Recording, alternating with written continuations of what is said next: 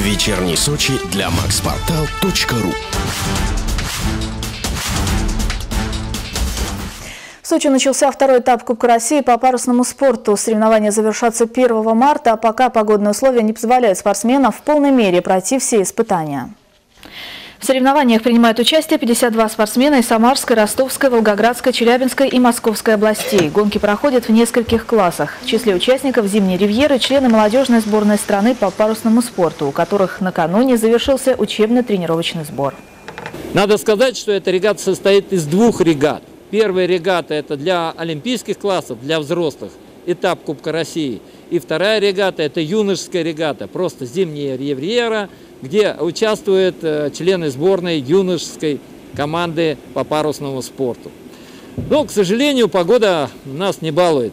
Ветра нет. Мы уже 2 дня отдыхаем. Как видите, паруса зачехленные в ожидании ветра. Осталось еще 3 дня, и мы надеемся, что все-таки пробьется какой-то ураган. Все новости Сочи на maxportal.ru.